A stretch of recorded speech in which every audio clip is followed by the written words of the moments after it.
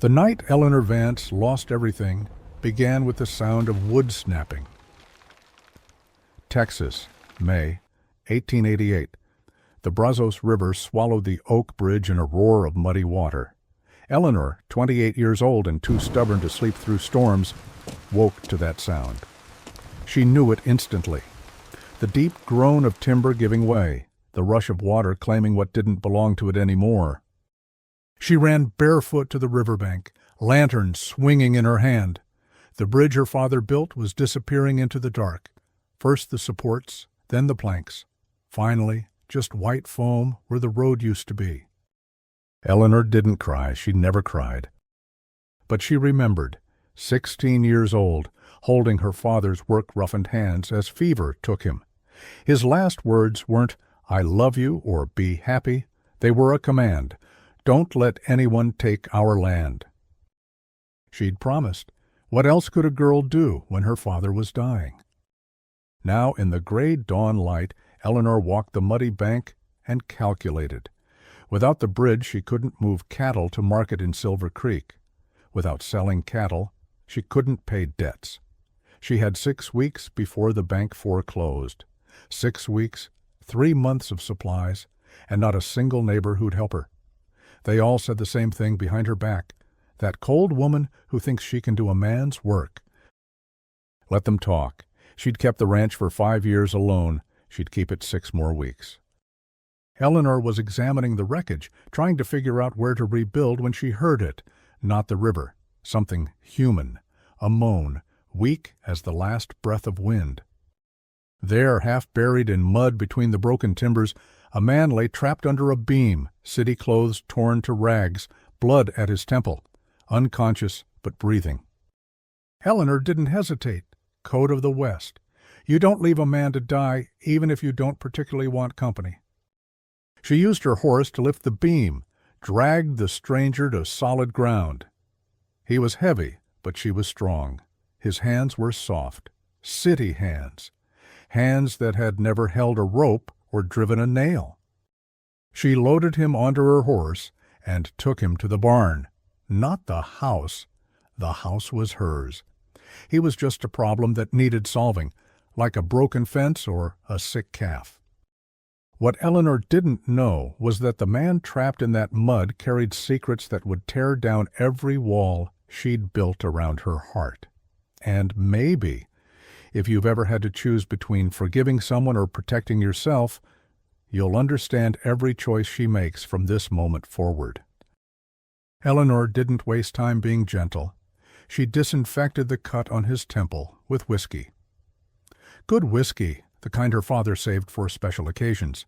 This wasn't special, but it was all she had. She reset his dislocated shoulder with the same efficiency she used on livestock. The man groaned but didn't wake. His hands bothered her, too soft, too clean, even covered in river mud. These were hands that held pens, not ropes, hands that had never built anything that mattered. The barn smelled of hay and horse sweat and old leather. Honest smells, real smells. Eleanor kept a photograph here, tucked on a shelf between horseshoes and spare tack. Her, as a child, sitting on her father's shoulders, both of them grinning like fools. She couldn't remember the last time she'd smiled like that. She talked while she worked, the way she talked to injured animals. It helped her think. She told the unconscious stranger he'd picked a terrible place to show up. Told him she didn't have extra food, didn't have extra time, and definitely didn't have patience for a city man who probably couldn't tell a stirrup from a saddle. He didn't answer, didn't even twitch. 2 days later, he woke. Eleanor was checking the splint on his shoulder when his eyes opened, gray eyes, confused and searching. He tried to sit up and collapsed back with a grunt of pain. He asked where he was, his voice coming out like gravel. Eleanor told him plainly, her barn. He'd been in the river. The bridge went down in the flood, took him with it. He wanted to know how long. She said 2 days, and that he needed to leave soon as he could stand. She had a ranch to save. He tried again to sit up, made it halfway before his face went white, and he sagged against the hay bale behind him. Eleanor crossed her arms and assessed the situation with the same cold practicality she used for everything. He'd be there at least a week. She couldn't take him to town without a bridge, and he couldn't ride in that condition. She watched him process this. Watched him check his pockets with his good hand. His wallet was gone. River took it. When he admitted he couldn't pay, Eleanor wasn't surprised. She'd figured as much, but she studied him. Soft hands, intelligent eyes, the kind of man who thought his way through problems instead of muscling through them. She offered him a deal. He could work, not cattle work. He'd never touched a lasso in his life. But she needed someone with a brain, someone who could figure out where to rebuild that bridge and how to make it survive the next flood. That's when he said it, and Eleanor felt the first flicker of genuine interest. He told her he was a civil engineer. Eleanor asked the obvious question, did he build bridges? He hesitated, just a fraction of a second, but she caught it. He said he used to. Something in his voice, something he wasn't saying, but Eleanor extended her hand anyway and laid out the terms. 1 week of work, then he left. No questions, no friendship, just work. His soft hand gripped her calloused one. The contrast felt strange, wrong somehow, or maybe just unfamiliar. He agreed to her terms with a single word, understood. Eleanor asked what to call him. Another hesitation, briefer this time. Caleb Riley, he said. She introduced herself as Eleanor Vance and told him most people called her Miss Vance. He could too. Eleanor didn't trust him. She'd stopped trusting people the day her father died, and the vultures started circling, offering to help by buying her land for half what it was worth. But she needed help now, and beggars couldn't be choosers. She left him in the barn and walked back to the house alone. The morning sun was already hot, promising another scorching day. The ranch spread out before her. 500 acres her father carved from nothing. 500 acres she'd kill to keep. Or at least work herself to death for. That night, lying in bed, Eleanor stared at the ceiling and thought about soft hands and hesitant answers. The man was hiding something. She knew it the way she knew when a storm was coming, the way she knew when a horse was about to bolt. But everyone had secrets. She had hers too, things she'd never tell anyone, not even if they asked. The difference was her secrets were about what she'd lost. His felt like they were about what he'd done. Eleanor rolled over and forced her eyes closed. Tomorrow she'd start rebuilding. Tomorrow she'd put this stranger to work and see if those soft hands could do anything useful. Tomorrow she'd prove, again, that Eleanor Vance didn't need anyone. She'd been proving it for 5 years. What was one more week? Outside, the Brazos River flowed past the broken bridge, indifferent to human plans and human pride. The water knew what Eleanor didn't yet. Some things you can't do alone. Some bridges require 2 people to build. And some strangers arrive exactly when you need them, even if you don't want them. The first morning, Eleanor expected incompetence. City men always looked lost the moment you put them on a horse or handed them real tools, but Caleb Riley surprised her. She led him to where the bridge used to stand, the broken timbers still scattered along the muddy banks like bones. Eleanor figured he'd make some vague suggestions, maybe sketch something pretty but useless. Instead, Caleb studied the river with an intensity she recognized. It was the same focus she used when examining sick cattle or calculating how to stretch winter feed. He waded into the shallows despite his still healing shoulder, measured the current's depth with rope and stones, drew precise diagrams in the dirt with a stick, his movements methodical and sure. He asked technical questions about flood frequency, soil composition, seasonal variations, questions that proved he actually understood what he was looking at. Then he showed her something she'd never seen. He pointed to where the old bridge had stood, the narrowest crossing point, and explained why it had failed. The narrow point meant stronger current, constant pressure on the supports, Her father had built in the most convenient spot, not the safest one. Eleanor watched him work and felt something shift. For the first time in 5 years, someone wasn't questioning whether she could run the ranch. He was just solving the problem. No judgment, no condescension, just engineering. She told him he was good at this. Caleb didn't look at her when he responded. He said he used to be better. That hesitation again, that shadow in his voice. Later, taking a break for water, Eleanor found herself talking, not because she wanted to, but because silence with him felt different than silence alone. She told him the facts, stripped of emotion. Her father died 5 years ago. Her mother died giving birth to Eleanor. She was 23 when she inherited the ranch, no siblings, no husband. The neighbors expected her to sell. She didn't. Caleb listened without interrupting. Then he made an observation that landed too close to truth. He said she used the word alone a lot. Eleanor stiffened. She told him it was the only word that mattered here. Caleb's response was quiet, but firm. He said he'd tried living that way once. It didn't work. Eleanor shot back that it had worked fine for her until the bridge fell. But even as she said it, she heard the lie in her own voice. That night changed something between them. They ate in the barn. Eleanor still wouldn't invite him into the house. But Caleb built a makeshift stove from river stones and brewed coffee that was surprisingly good. When Eleanor asked where an engineer learned to make trail coffee, Caleb smiled. It was his first real smile, and it transformed his face entirely. He said he'd learned to survive in places he shouldn't have been. There was a pause then. Their eyes met across the small fire. Eleanor felt something tighten in her chest, something she hadn't felt in years, maybe ever. She broke eye contact first and announced it was time to sleep. Tomorrow they'd start cutting timber. But the next morning brought more than work. Eleanor heard the horses before she saw them. Multiple riders moving with purpose. She recognized Arthur Hollis immediately.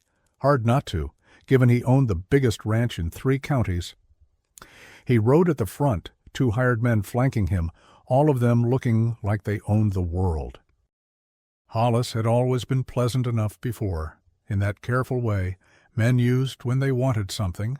Today his smile didn't reach his eyes. He addressed her as Eleanor, using her first name like they were friends. Said he'd heard about the bridge. Such terrible luck. And without a way to move her cattle to market, well, the ranch must be in dire straits. Eleanor kept her voice cold and told him the ranch was managing fine. Hollis continued as if she hadn't spoken. He had an offer, he said. A fair price for the Vance ranch, given her current difficulties. She could sell now with dignity, walk away with enough money to start fresh somewhere easier. Eleanor refused without hesitation. That's when Hollis noticed Caleb. His eyes narrowed with calculation. He asked if Eleanor had hired help, his tone implying she couldn't possibly afford it. Eleanor explained Caleb was temporary, just until the bridge was rebuilt. Hollis's smile turned sharp. He told her she was welcome to try, but without a bridge, her cattle were worthless. When the bank foreclosed, and they would, he'd buy the property for pennies.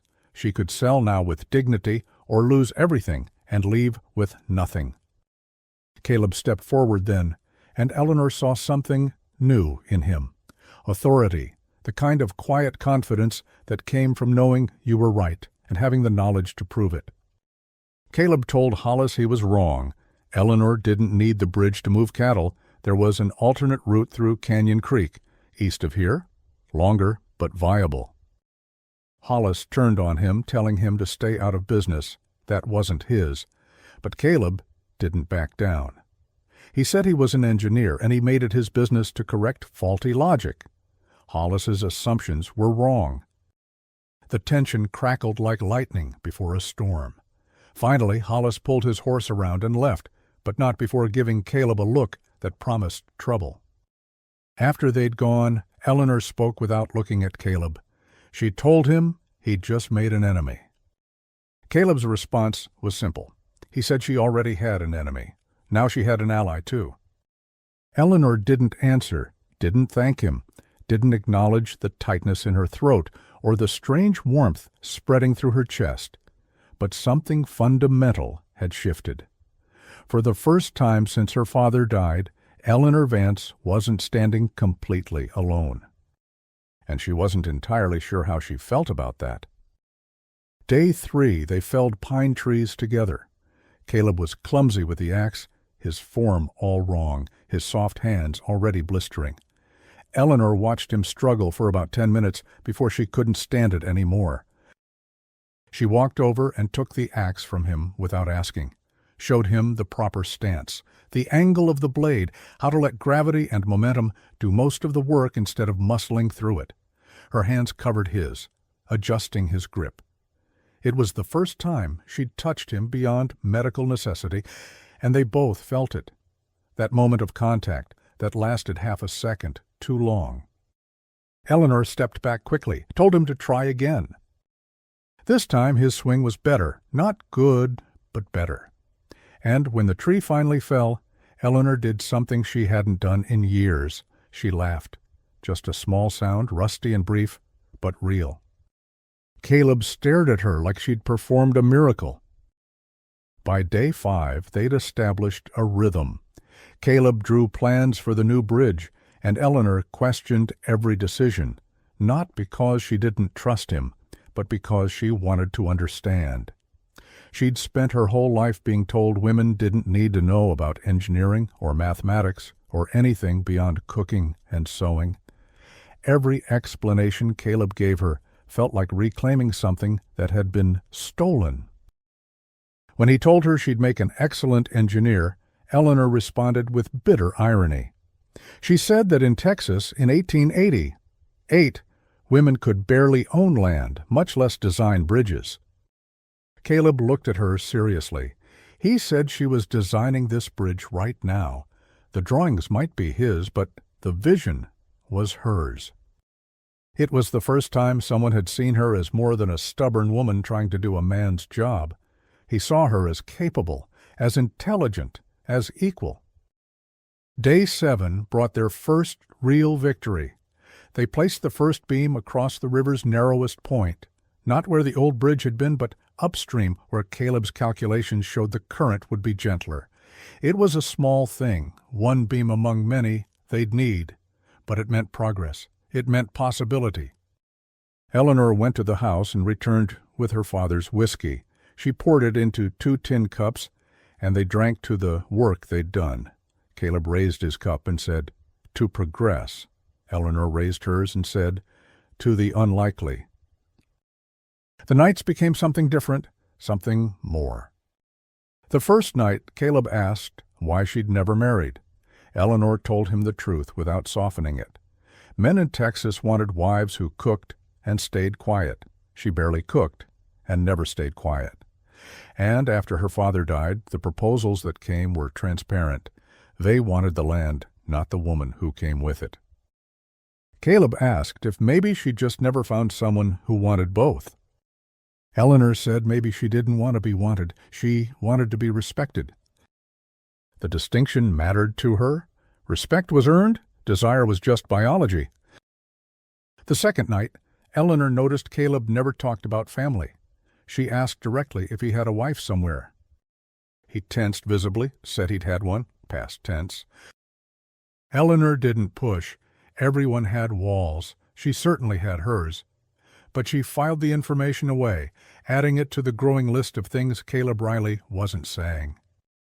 The third night changed everything. A storm rolled in after midnight.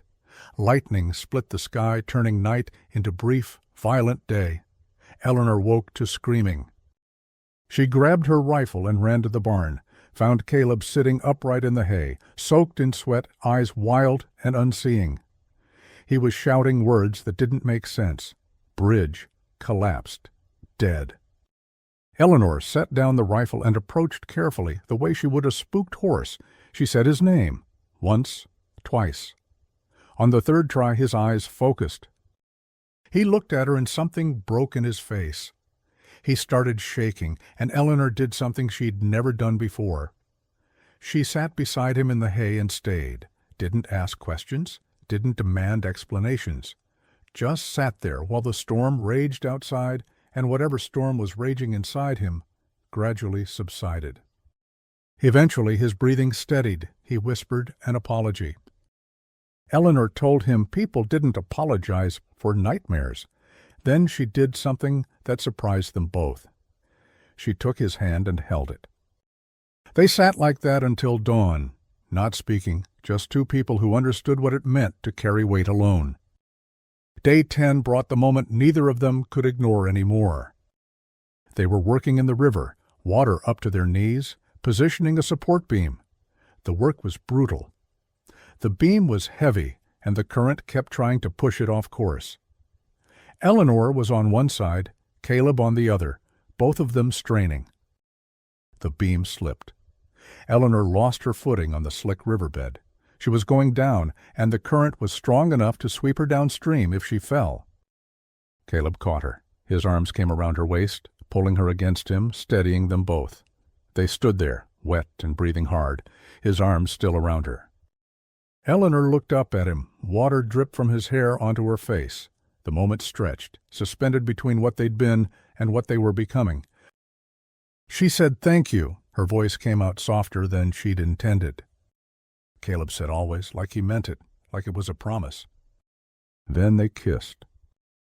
It wasn't the dramatic, passionate kind of kiss from dime novels.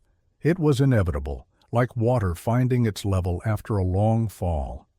His lips met hers with a gentleness that contradicted everything hard and sharp about the world around them. And Eleanor, who'd built walls higher than any bridge, let them fall. When they pulled apart, Eleanor was shaking. She told him the truth, raw and unguarded. She said she didn't know how to do this, didn't know how to trust, didn't know how to need someone. Caleb touched her face, water still streaming down, both of them. He said he didn't know either, but maybe they could not know together. That night, Eleanor broke her own rule. She invited Caleb into the house. Not into her bedroom. Not yet. But into the main room, the space she'd kept private and protected for 5 years. It was clean but sparse, functional rather than comfortable. There was no decoration, no softness. Eleanor had lived like she was still fighting a war, and comfort was a luxury she couldn't afford. Caleb noticed the photograph on the wall. Eleanor as a child, on her father's shoulders, both of them laughing. He said she'd been happy once. Eleanor said yes, once, a long time ago. They ate dinner at the table, talked about the future carefully, like people walking on ice that might break. Eleanor asked if he'd leave when the bridge was finished. Caleb asked if she wanted him to stay. Eleanor said she didn't know what she wanted, but she knew he made the place feel less empty. Caleb took her hand across the table. He said he'd stay as long as she wanted him there. That night they slept under the same roof for the first time, separate rooms, but the proximity mattered. Eleanor lay in bed and listened to the sound of someone else breathing in her house. For the first time in 5 years, she wasn't alone. For the first time in over a year, Caleb wasn't running. But secrets are like cracked foundations. Eventually, everything built on them comes crashing down. Morning shattered the fragile piece they'd built. A rider came from Silver Creek, dust rising behind his horse. The telegraph operator had an urgent message for Caleb Riley. Eleanor handed him the envelope, watching his face as he read. The color drained from his skin like water from cracked clay. He told her he needed to get to town, immediately. Eleanor stated the obvious. He couldn't. There was no way across the river safely. The spring rains had swollen it further.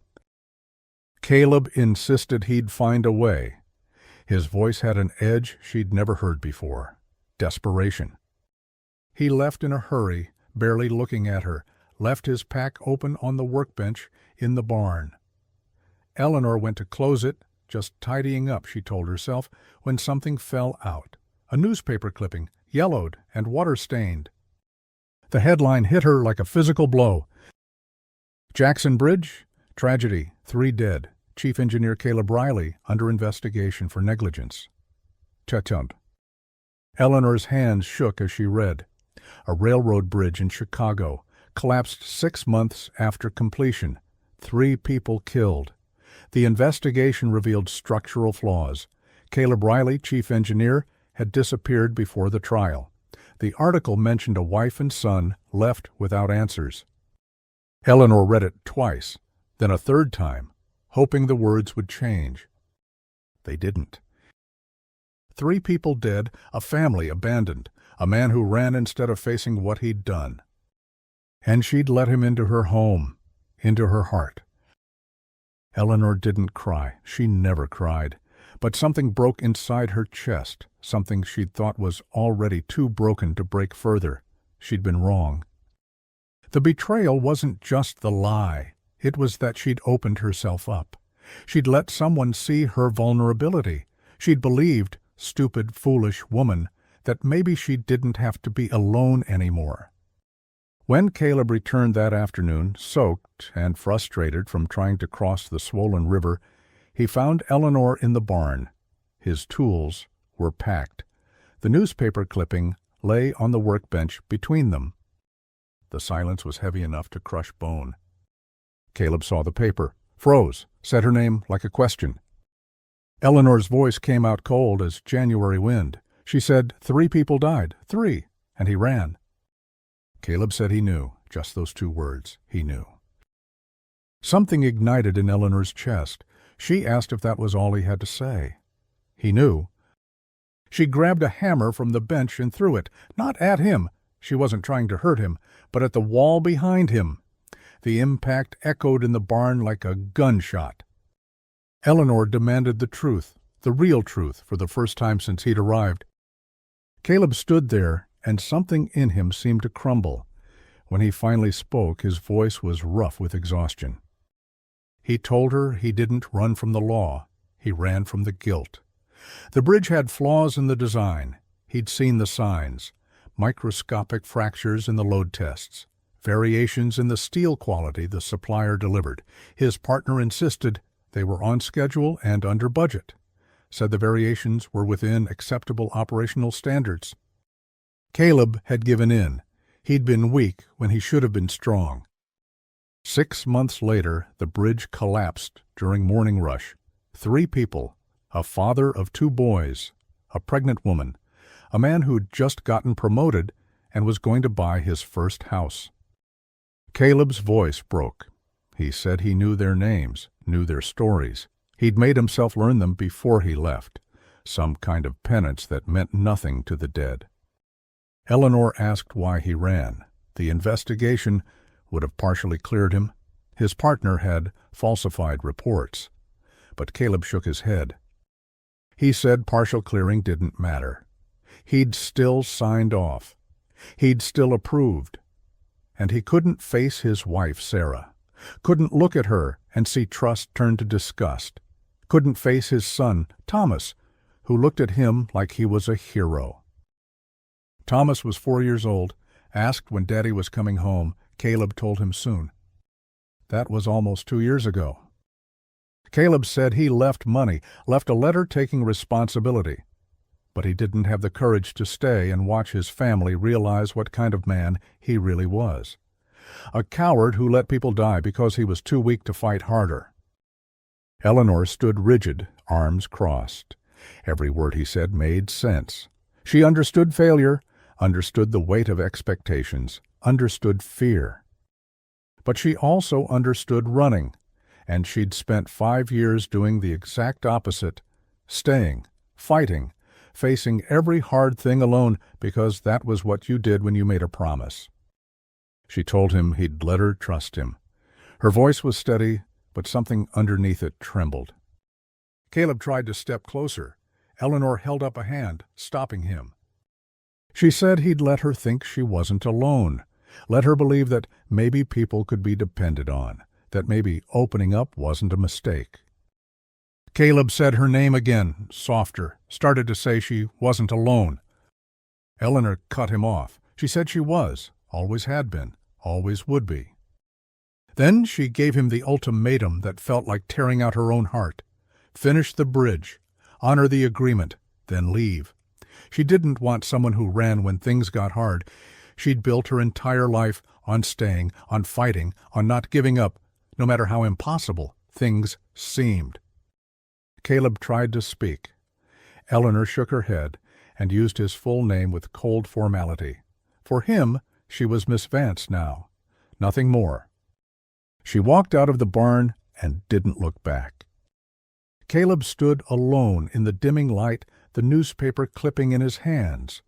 For the first time since Chicago, he'd stopped running. He'd found a place that felt like it could be home, a woman who made him want to be better than he was. And now she was sending him away. Eleanor made it to the house before her legs gave out. She sat at the kitchen table, the same table where they'd eaten dinner the night before, and stared at nothing. She'd promised herself she'd never need anyone, never depend on anyone, never let anyone close enough to hurt her. And then she'd broken that promise, let down her guard, let herself feel something. This was what came of weakness. This was what happened when you forgot that the only person you could truly count on was yourself. Outside, the sun set over the Vance ranch. The unfinished bridge stood in silhouette against the orange sky, a monument to something that might have been. Two wounded souls slept under the Texas stars that night, separated by 50 feet that might as well have been 50 miles. Both of them carried scars. Both of them knew the weight of promises broken. And neither knew yet if forgiveness was something that could be built, or if some breaks were simply too deep to mend. The days that followed felt like living in a house with a ghost. Eleanor and Caleb worked, but they didn't speak beyond necessity. She'd ask where he needed the nails. He'd tell her they were in the barn. The conversations had edges, sharp enough to draw blood. But there were moments that betrayed them both. Eleanor would pause in her work and watch Caleb from a distance. She'd see the obsessive precision in everything he did, every measurement checked 3 times, every joint tested beyond what was necessary. He was building the bridge like it was confession, like every nail driven straight was a prayer for absolution. Caleb would look toward the house at sunset and see Eleanor's silhouette on the porch. He recognized that posture, the way she held herself apart from the world. He'd worn the same isolation-like armor for over a year. They were both experts at being alone. The difference was she'd chosen her solitude. He'd run into his. The 4th night after the confrontation, everything changed. Eleanor woke to the sound of splintering wood and a cry of pain. She grabbed her rifle and ran barefoot toward the river, her heart hammering against her ribs. The bridge, their bridge, had partially collapsed. Support beams lay scattered in the moonlight like broken bones, and Caleb was on the ground, blood streaming from a gash on his head, unconscious. Eleanor dropped the rifle and ran to him. She knelt in the mud, checking for breathing, for a pulse. Both were there, steady but weak. She looked at the damage and understood immediately. The beams had been deliberately cut partway through, just enough to look intact but fail under stress. Fresh hoofprints marked the muddy bank, multiple horses. Hollis had to be. But that didn't matter now. What mattered was getting Caleb back to the house. Eleanor was strong from years of ranch work, but Caleb was dead weight and larger than her. She managed it anyway, the way you manage impossible things when there's no other choice. Half dragged, half carried him across the dark yard, got him inside, laid him on her own bed because it was closest and she wasn't thinking about propriety or walls or any of the reasons she'd kept him at a distance. She cleaned the wound, applied pressure until the bleeding slowed, bandaged his head with strips torn from an old sheet. Her hands shook the entire time. When Caleb's eyes finally opened, the first word out of his mouth was about the bridge. Eleanor heard herself say something she hadn't planned. She told him to forget the bridge. He was alive. That was what mattered. Caleb looked at her, surprise cutting through the pain and confusion. Eleanor realized what she'd revealed and turned away, told him it didn't mean anything, just that she didn't want his death on her conscience. But they both knew she was lying. That night, Eleanor sat beside the bed while Caleb drifted in and out of consciousness. The concussion made him restless, made him talk in ways he probably wouldn't have if he'd been fully aware. He spoke about his son, said the boy's name like a prayer. Thomas said he had his mother's eyes, but Eleanor's determination. No, not Eleanor's, just determined, brave, serious for a 4-year-old. Caleb's voice broke when he described the last time he saw his son. Thomas had been drawing a bridge with crayons, all crooked lines and bright colors. He'd asked when Daddy was coming home. Caleb had said soon. That was 1.5 years ago. Eleanor asked quietly why he didn't go back. Caleb stared at the ceiling, asked how he could. He was the man who killed 3 people and ran. What kind of man goes back after that? Eleanor's response surprised herself. She said maybe the kind who learned who he didn't want to be anymore. Caleb turned his head to look at her despite the pain it caused, asked if she really believed that. Eleanor was honest. She said she didn't know, but she knew running didn't fix anything. She'd tried running once, running inward, burying herself in work and land and solitude. It hadn't worked. Loneliness was just another kind of death, slower, colder. The words hung in the air between them. Caleb asked what she was afraid of. Eleanor could have lied, could have said nothing. Instead, she told him the truth. She was afraid he'd leave again, afraid that if she let him fully in, she'd discover she wasn't enough to make him stay. Caleb reached for her hand. His grip was weak but certain. He said she was the most sufficient person he'd ever met. Eleanor looked at their joined hands, hers calloused and scarred from years of work, his soft but strong, the hands of someone who built things with precision and care. She told him to rest, said they'd figure out the rest tomorrow. Then she did something that broke her own rules again. She lay down beside him on top of the covers, fully clothed, not for romance, just for proximity, just to not be alone. They fell asleep like that. 2 broken people who'd spent so long running from connection that they'd forgotten what it felt like to simply be present with another human being.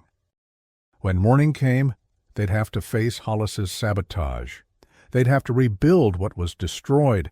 They'd have to decide if trust could be reconstructed like a bridge, piece by piece, nail by nail, with patience and precision and the faith that the foundation would hold.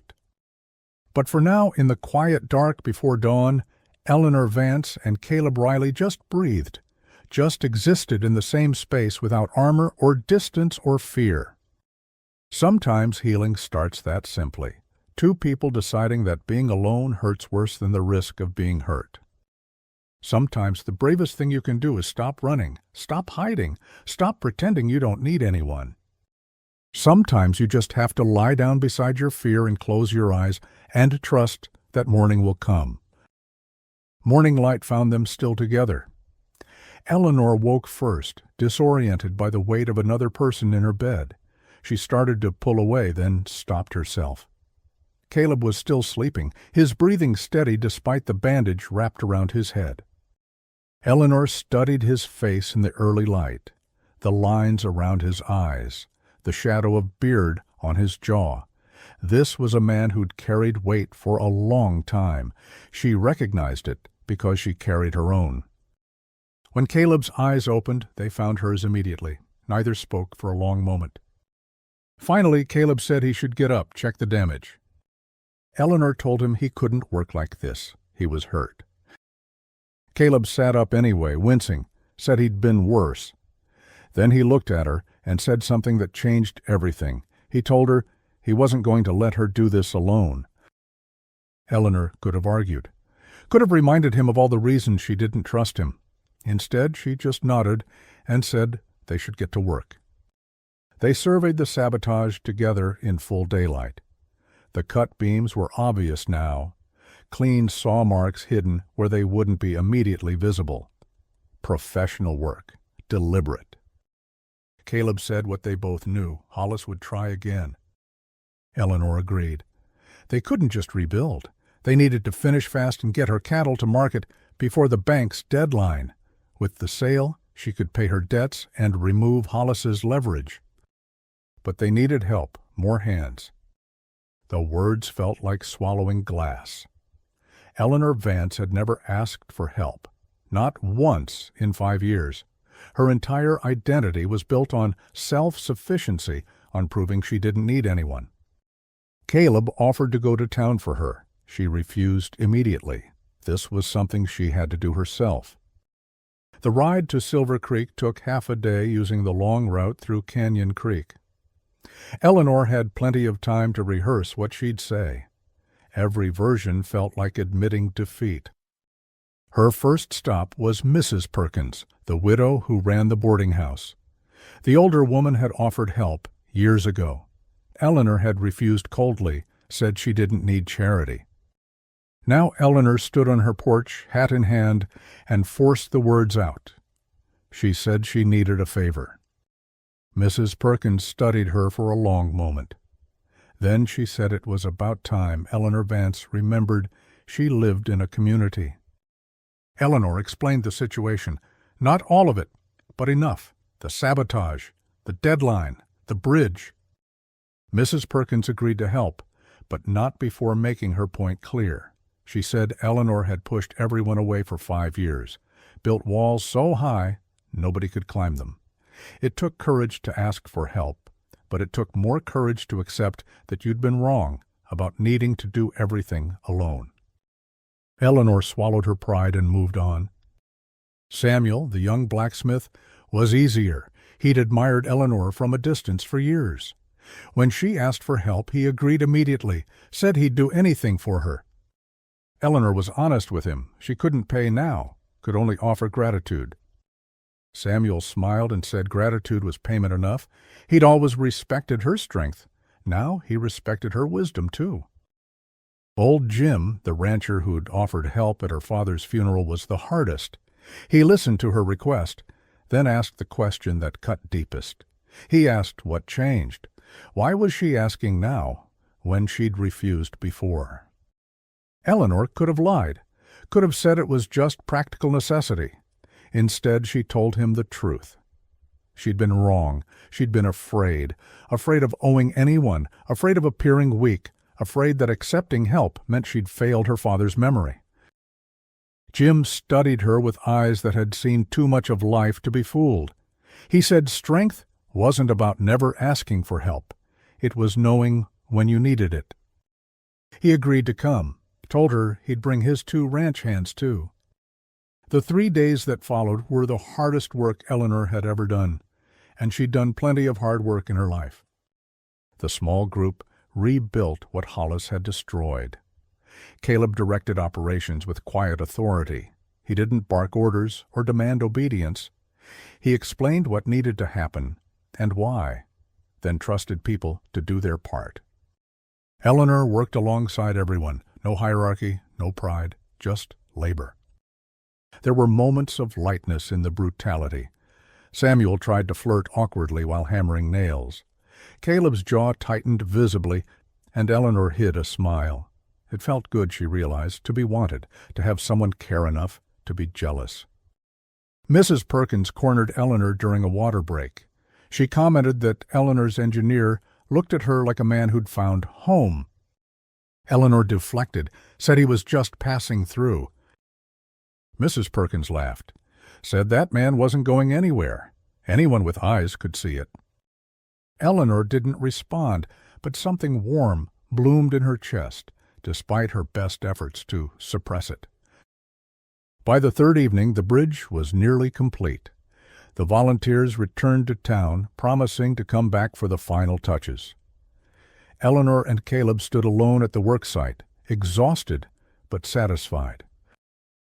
The bridge was real now, solid, a testimony to what could be built when people worked together. Eleanor broke the silence. She said tomorrow he'd finish it. The agreement would be fulfilled. Caleb asked what came after.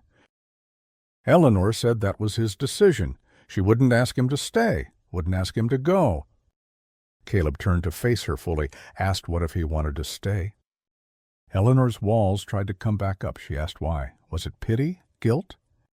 Caleb said it was because of her, because when he was here, he wasn't running, he was building, and he wanted to keep building if she'd let him. Eleanor felt her carefully constructed defenses cracking.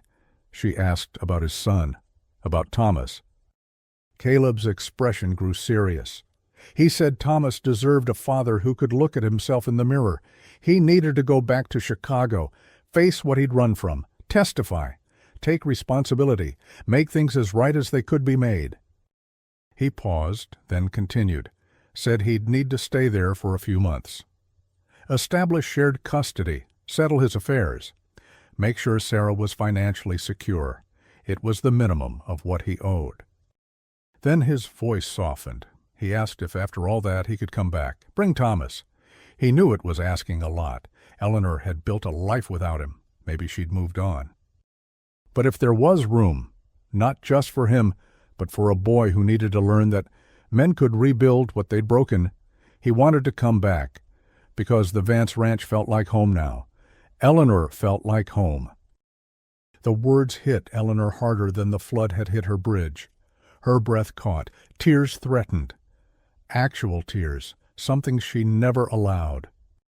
She said she was afraid he'd be one more thing she lost, afraid that if she let him completely in, he'd discover she wasn't enough. Caleb stepped closer and cupped her face in his hands. He said she was the most sufficient person he'd ever known, the most brave, the most real. They kissed then, and it was different from the first time. That kiss had been inevitability. This one was choice. This was two people deciding that the risk of pain was worth the possibility of something real. That night, they made love in Eleanor's bed. Not described in detail. That's not the story being told here, but present and real and transformative. It was two wounded people choosing wholeness together, choosing vulnerability, choosing trust despite every reason they had not to. In the early morning, wrapped in sheets and each other, Eleanor traced a scar on Caleb's shoulder. He kissed her forehead. They didn't need words. Then came the knock on the door that would test everything they'd just chosen. A rider from Silver Creek, another telegram, this one from a lawyer in Chicago. Caleb read it, and his entire body went rigid. The investigation had been reopened. New evidence showed his partner had falsified materials reports, used inferior steel, and pocketed the difference. Caleb hadn't been negligent. He'd been deceived. But the courts needed him to testify, in person, immediately. Eleanor read over his shoulder, saw the impossible choice forming. She spoke first, told him he had to go. Caleb protested. The bridge wasn't tested yet. Spring floods were weeks away. Without proof it would hold, she couldn't trust it with her cattle. Eleanor said if he didn't go, he'd lose his chance to clear his name, his chance to return to Thomas with honor instead of shame. Caleb was torn. Eleanor could see it in every line of his body. She made the decision for both of them, told him to go to Chicago. His son needed him. She'd be fine. She always had been. But this time when she said it, the words tasted different, like a lie she was telling to protect something more important than her own heart. Caleb pulled her close, said he'd come back, promised it. Eleanor didn't answer. Promises scared her more than solitude ever had. She just held him and tried to memorize the feeling of not being alone, because soon, maybe too soon, she'd need to remember what this felt like when she was standing in the emptiness again. Morning came too fast. Caleb packed the few possessions he had. Eleanor prepared provisions for his journey. They moved around each other like dancers who knew the steps but dreaded the music ending. Caleb told her he'd come back, promised it with everything he had. Eleanor couldn't say the words back. Promises terrified her in ways loneliness never had. Instead, she told him to just do what was right. They'd figure out the rest later. They stood at the door, neither wanting to be the first to let go. Caleb whispered that he loved her. Eleanor closed her eyes, said she knew. The words, "I love you too," stuck in her throat like splinters. Fear held them there. Before Caleb could mount his horse, they heard it, multiple riders approaching fast. Arthur Hollis rode at the front, the sheriff beside him, 2 hired men flanking them. Hollis held legal documents in his hand like a weapon. Eleanor's stomach dropped. This was wrong. The timing was too perfect. Hollis greeted them with a smile that didn't reach his eyes. He addressed Eleanor formally, then turned to Caleb with calculated interest. Called him Mr. Riley, emphasizing the name like he knew exactly who he was. Eleanor felt ice form in her veins. Hollis had been digging. Hollis announced he had news. The bank had accepted his offer for the Vance ranch. He handed the papers to the sheriff, who looked uncomfortable but professional. Eleanor protested immediately. She had 2 weeks until the deadline. Hollis's smile widened. He explained that her bank clerk had discovered an error. The deadline had actually been last week. Unfortunate timing, really. The property was now available for purchase, and Hollis had made a generous offer. The sheriff, a decent man named Carson, confirmed the paperwork appeared legitimate.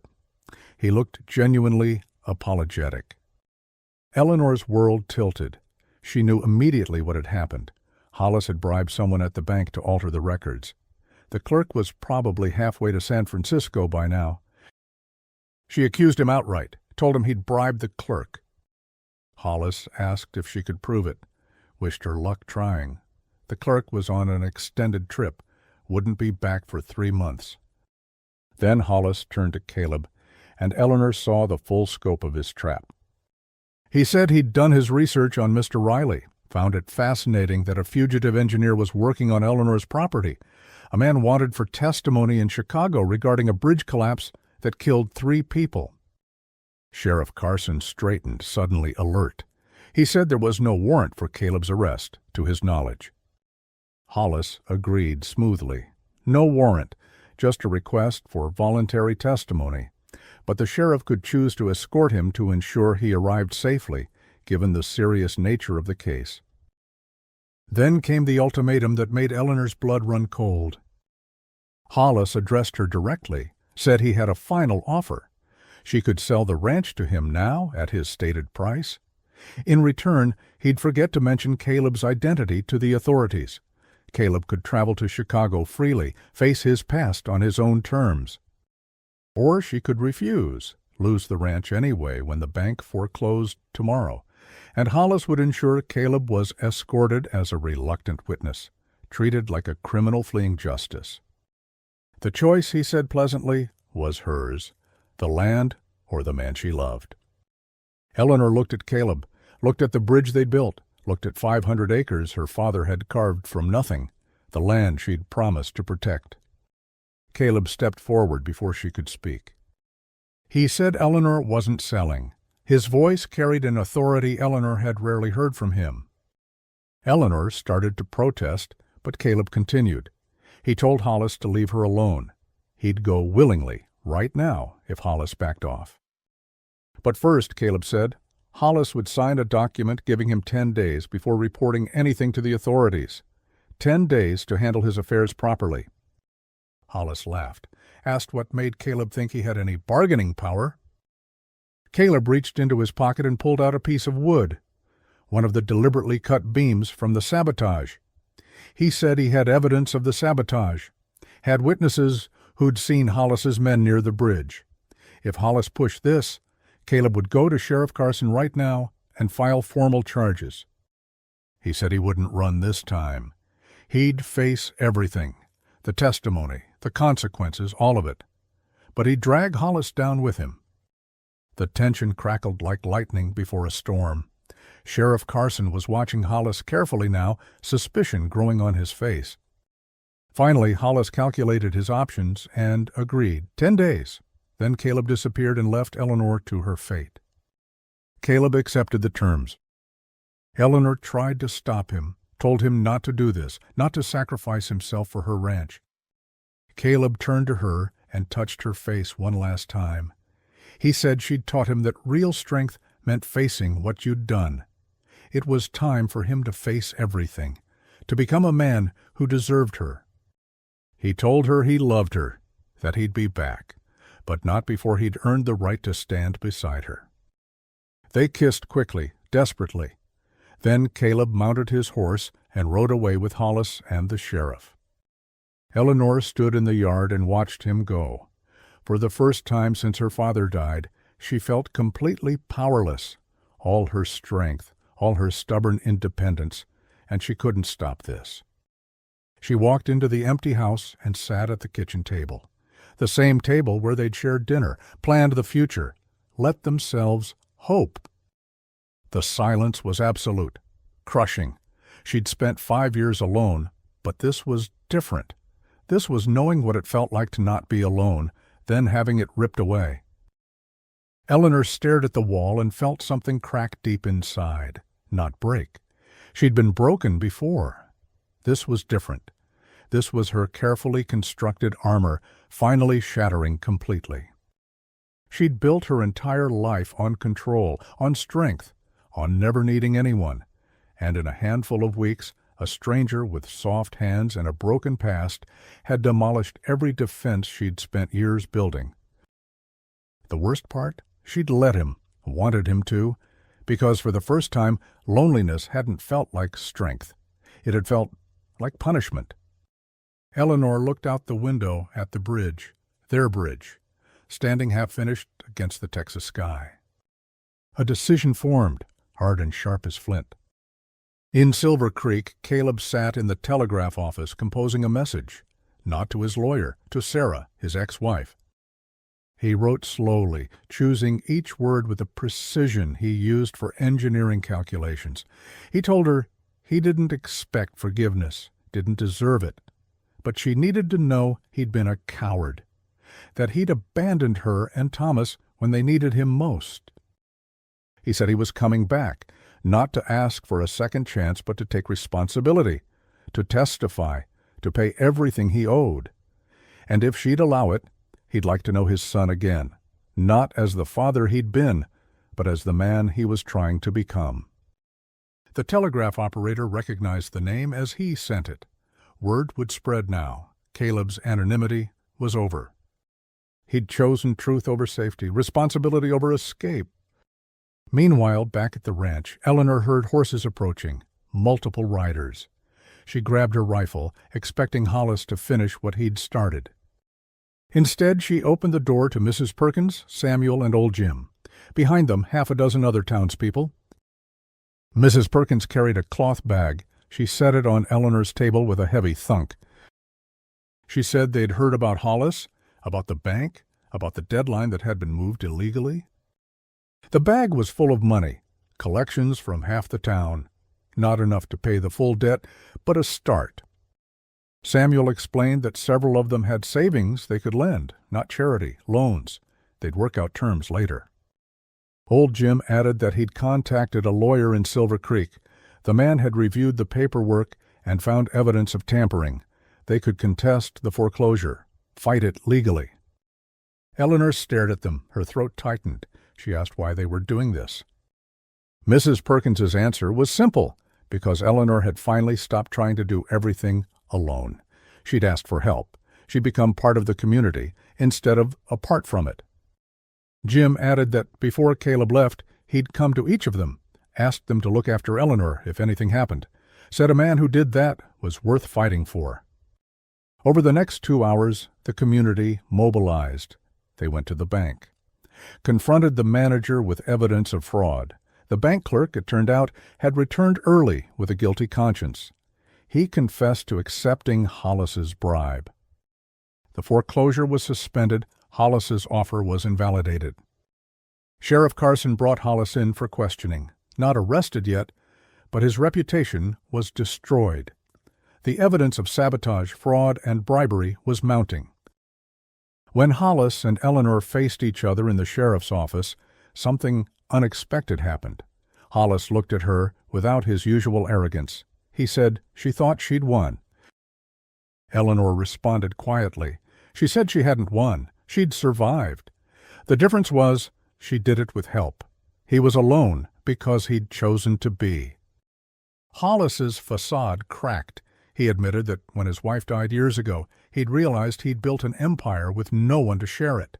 His bitterness had curdled into cruelty.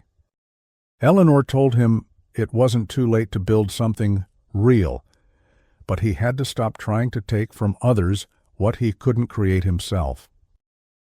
Hollis left the office a broken man, not redeemed but defeated. Sometimes that's the best you can hope for. That evening, Eleanor stood on her porch and looked at the empty road. The ranch was saved. The community had rallied. She should have felt victorious. Instead, she just felt incomplete. Because saving the land didn't matter if she had no one to share it with. All her fighting, all her strength. And she'd learned the hardest lesson of all. Some things you can't do alone. Some victories mean nothing without someone beside you to celebrate them. Eleanor didn't know if Caleb would come back, didn't know if his promises were real or just words spoken in a moment of passion. All she could do was wait and trust, and have faith that a man who had left to face his demons would find his way home. Sometimes that's all love is, a leap of faith, a choice to believe despite every reason not to. Eleanor Vance had spent 5 years believing only in herself. Now she had to learn to believe in something harder, the possibility that people could change, that love was worth the risk, and that courage eventually found its reward. 3 months passed like water over stone, slow, inevitable, changing everything. The Vance ranch prospered in ways Eleanor had never allowed herself to imagine. The cattle sold well at market. The debts were paid. Samuel worked as a permanent hand now, and Mrs. Perkins visited every Sunday for coffee and conversation. Eleanor had changed too. She still worked from dawn to dusk, still carried herself with that same determined strength, but something in her had softened. She laughed more, accepted help without fighting it. Let flowers grow in the window boxes. Small things, but they mattered. The house wasn't just functional anymore, it was becoming a home. But there was sadness in her eyes when she looked down the empty road, a waiting that never quite ended. The first real test came in early summer. Spring floods swelled the Brazos River higher than anyone had seen in years. The whole community gathered on the banks watching. Everything depended on whether the bridge would hold. Eleanor stood at the front, arms crossed, jaw tight. She didn't pray, never had. But something close to prayer moved through her chest as the water rose. The current hit the bridge with brutal force. Water surged over the supports around the pilings, testing every joint and beam. The wood groaned. The structure swayed. But it held. The bridge stood firm as the flood passed beneath it. Every calculation correct, every measurement precise, every nail driven true. Eleanor smiled through tears she didn't bother hiding any more. She whispered to the empty air, knowing he couldn't hear but saying it anyway. She told Caleb he'd done it. The bridge was sound. Mrs. Perkins, standing beside her, said softly that some bridges were built to last, not because they were perfect, but because they were built with care, with precision, with love. Eleanor nodded. She understood the metaphor. Some things, some people, some relationships, lasted because they were built on truth instead of convenience. 2 days later, the telegraph operator delivered an envelope, thick, heavy. Eleanor's hands shook as she opened it. Caleb's handwriting. She'd recognize it anywhere. He wrote that he'd testified. The trial had taken weeks, but justice prevailed. His former partner was in prison for fraud and manslaughter. Caleb's name was cleared, not completely. He still carried the weight of not fighting harder. But the court understood he'd been deceived as much as the victims had been. More important than any verdict, he'd found his son. Thomas was 6 now, tall for his age, too serious for a child. Sarah had protected him from the truth, told him his father died in an accident. When Caleb appeared, the boy didn't recognize him. Caleb had knelt down and told Thomas the truth, all of it.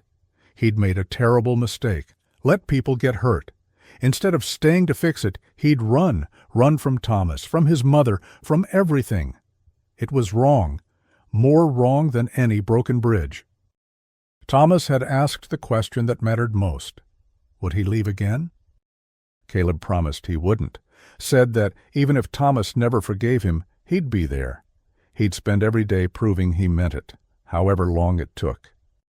Thomas hadn't hugged him, hadn't said he forgave him, but he'd nodded. A small nod, and for a boy who thought his father was dead, a nod was everything. Sarah hadn't forgiven him either, maybe never would. But she'd agreed to shared custody, agreed to let Caleb rebuild what he'd broken one careful day at a time. He needed to stay in Chicago 3 more months, establish routines, make sure Sarah was financially secure, prove through actions, not words, that he'd changed. Then came the question that made Eleanor's heart stop. Caleb asked if he could come back after that, bring Thomas. He knew it was asking too much. She'd built a life without him, maybe moved on. But if there was room, not just for him, but for a boy who needed to learn that men could rebuild what they'd broken, he wanted to return. Because the Vance ranch was home now, Eleanor was home. The letter ended simply. He loved her, always would. Eleanor read it 3 times. Then she sat down and wrote her own response. The words came easier than she expected. She told him about the bridge holding, about the community, about learning that strength wasn't the same as isolation. She told him the ranch felt empty without him, that she'd learned the difference between being alone and being lonely, that she was tired of being strong, if strong meant being solitary. The last line came from somewhere deep, somewhere she'd kept locked for too long. She wrote, "Come home, Caleb, we're waiting." The next weeks were preparation. Eleanor arranged the small bedroom off the main room, bought books from town, stories about horses and adventures and brave children. She carved wooden toys with her own hands, awkward but loving attempts. Samuel teased her about being nervous. Eleanor admitted she was terrified. She didn't know how to be anyone's mother, didn't know if she had softness left in her for a child who'd been hurt. Mrs. Perkins told her she'd figure it out, said love wasn't something you knew how to do. It was something you learned by doing. The day they arrived, Eleanor was working in the north pasture. She heard hoofbeats, and her heart knew before her mind caught up. She turned. Caleb rode at the front. Beside him, on a smaller horse, a dark-haired boy with serious eyes. Thomas sat straight in the saddle, hands careful on the reins, exactly how his father must have taught him. Eleanor walked toward them, didn't run, kept her dignity, but something in her chest was flying. Caleb dismounted. They looked at each other across 10 feet of dusty ground. 1,000 words passed between them without sound. Then they closed the distance. The embrace wasn't graceful or romantic. It was real. 2 people who'd fought their way back to each other, scarred but whole. Caleb whispered that he'd kept his promise, come back, forever, this time. Eleanor said she knew. This time the words "I love you" came easily. She'd learned that some risks were worth taking. Thomas watched from his horse, uncertain. Eleanor approached slowly and knelt to his level, didn't force closeness, just introduced herself and told him his father had helped her build the bridge over there, said he was very good at what he did. Thomas spoke quietly, said his father had left him once. Eleanor's response was honest. She said yes and that was wrong. But he'd come back. For Thomas, for her. Sometimes coming back was the bravest part. Sometimes the hardest thing was facing what you'd run from. Thomas considered this, didn't smile, and wasn't ready yet, but he nodded slightly. It was enough. It was a beginning. The weeks that followed were adjustment and healing. Thomas learned the ranch slowly, his seriousness gradually softening. Samuel taught him to rope. Mrs. Perkins baked him cookies. Eleanor showed him how to ride properly. The first time Thomas laughed, really laughed, belly deep and genuine, was when he fell in the mud trying to lasso a fence post. Eleanor fell too, trying to help him up. They sat there covered in muck, and something about the absurdity of it broke through his carefully maintained walls. Caleb watched from the porch, tears streaming down his face. His son was laughing again. One night Thomas couldn't sleep. Caleb found him on the porch, staring at stars. The conversation that followed was simple but profound. Thomas asked if his father would leave again. Caleb said no, never. He'd spend every day proving it. Thomas thought about this, then said Eleanor told him his father built the bridge, that it never fell down. Caleb said he hoped that was true. Thomas asked if Caleb could teach him to build things that didn't fall. Caleb pulled his son close. Thomas hesitated, then hugged back. First real embrace since Caleb returned. Sunday came. The community gathered for the bridge's official dedication. Not a grand celebration, just neighbors and friends marking something that mattered. Mrs. Perkins gave a short speech about bridges being more than wood and stone, about them representing second chances, about proving that broken things could be rebuilt. Eleanor invited Thomas to help her hang the dedication plaque. It read Riley Vance Bridge, 1888. Thomas looked at his father, surprised to see their name. Eleanor explained that his father built it, that he'd taught her real strength wasn't never falling. It was getting back up. Thomas asked quietly if his father was a hero. Eleanor smiled, said he was becoming one day at a time. That evening found them on the porch, the same porch where Eleanor had stood alone 5 years earlier. But now Caleb sat beside her, his arm around her shoulders. Thomas slept in the rocking chair, covered with a blanket. The river flowed past their bridge, peaceful now, not an enemy, just part of the landscape. Caleb asked if Eleanor regretted saving him that day. Eleanor said never, told him he'd saved her too. He asked how. She said he'd shown her she didn't need to be stoned to be strong, that letting someone in wasn't weakness. They looked at the bridge, moonlight turning it silver, solid, permanent, a promise kept in timber and nails. Years later, 50 years later, an old woman's voice would tell this story to her grandchildren. Eleanor's voice, weathered but strong. She'd say her father taught her the land demanded everything. Caleb taught her it was worth giving everything when you had someone beside you. The bridge still stood, she'd tell them. Original wood replaced twice over the decades, but the foundation remained, like them, like any love that lasted.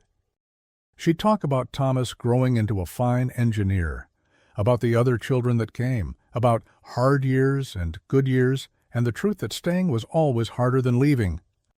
She'd say some bridges take you places, others bring you home. Theirs did both.